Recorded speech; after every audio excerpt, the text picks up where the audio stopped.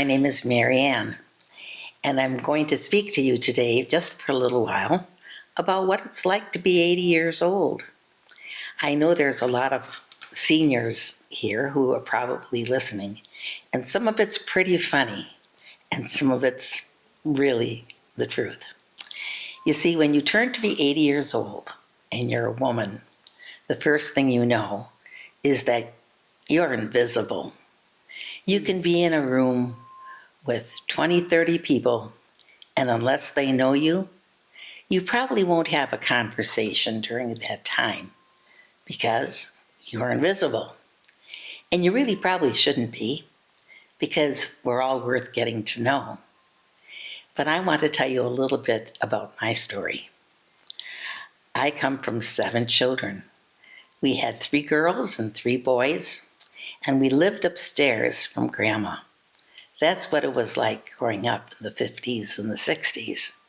Families shared their homes with their relatives because it was one way to make a go of it financially. You know, we had a great childhood. We never knew we were poor, but we were. And in today's world, people will wonder, how did you ever get along? Well, we got along because there were 3 girls and 4 boys, and we knew how to take care of each other. It was kind of neat. We spent a lot of time outdoors. When Mother said, go outside and have fun, well, she meant it. But if you were one of the 3 girls, you generally had an assignment with going outdoors. For instance, it wasn't just free and clear like kids today. They probably wouldn't know what to do either if they were sent outside. But we'd go outside and we would build forts in the park. We would take our little Red Ryder and we'd go for walks. We would do many things that were just kind of goofy probably to the children of today. We knew how to play, make a story. We knew how to make a play, and we loved performing for each other. We had a really good time. We were pretty lucky because our dad was really something else. He was a gentleman in every sense of the word, and his first career was as a musician. He had a quartet, and he was very good at what he did. He wrote music. As a matter of fact, maybe the younger people won't know this, but there's some beautiful music that I know he played. And he played it for Eartha Kitt, who was a very lovely woman of her age. And my dad was her sidekick. He was the piano player. Dad could play a clarinet. Dad could play an organ. Dad could play a piano. And he made us all happy when he played his accordion, because he'd do that in the kitchen of our little tiny two-bedroom, 2-room home. And when Dad brought out the accordion, everyone sang or danced and just had generally a good time. Yes, we had a lot of things that we didn't know. Like I said, we were basically poor. Dad, when he decided to give up his career as a musician, did so at a great cost to himself. He did it because he didn't want his girls, as he called us, 3 girls.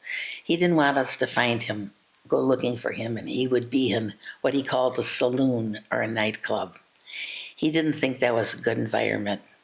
So what did he do?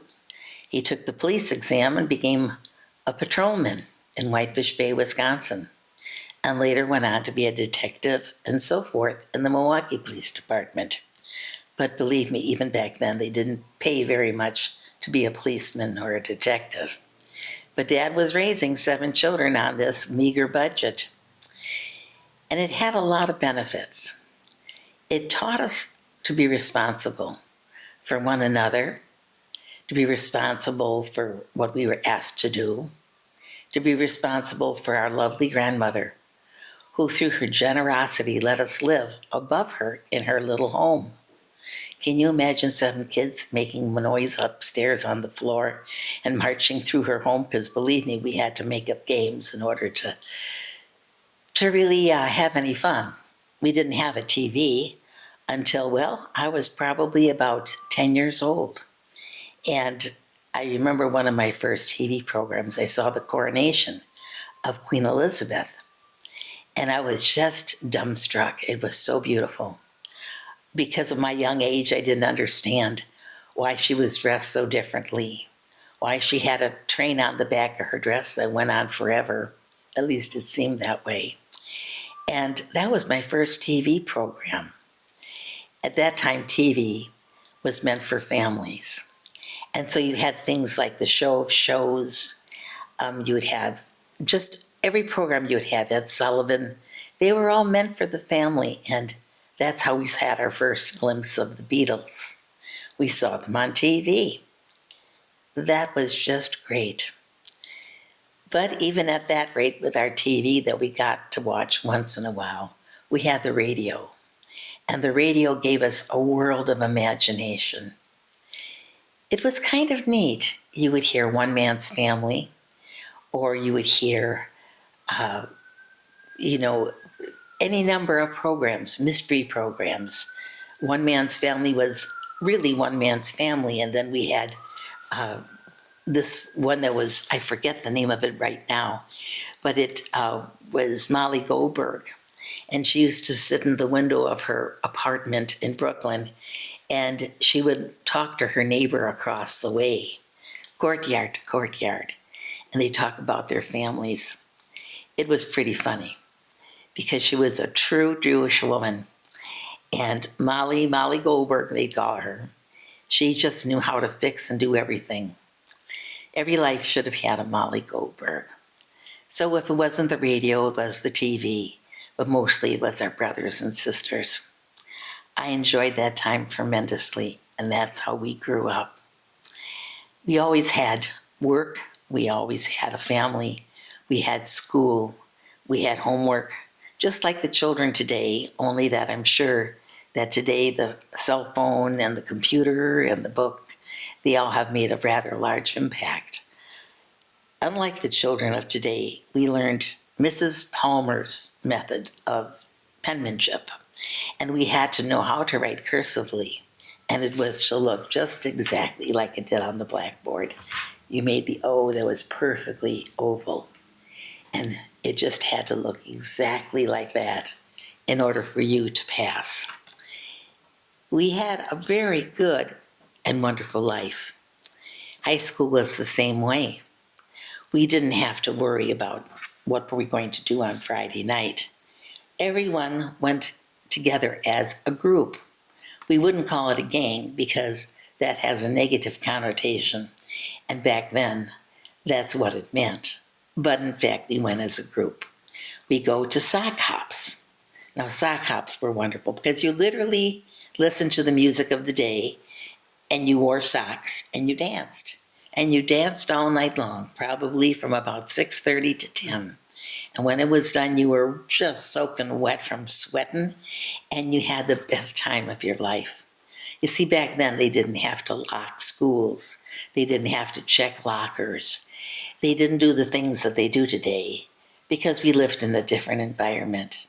People loved each other. People cared for each other. If you didn't know someone, it was just a matter of minutes until you would know them. And you'd probably walk home with them from school sometime or take a bus like my sisters and I did. We had a great life. So being poor didn't matter because we always made do and we always knew how to work so we could earn money to buy our clothes, to pay for our school. And yes, we had to pay to go to school. My annual tuition was $386. And this was not because of my parents. They wanted me to go to parochial school, but for $386, I got one of the best educations I possibly could. And I'm very, very grateful for those people who taught me. They were wonderful.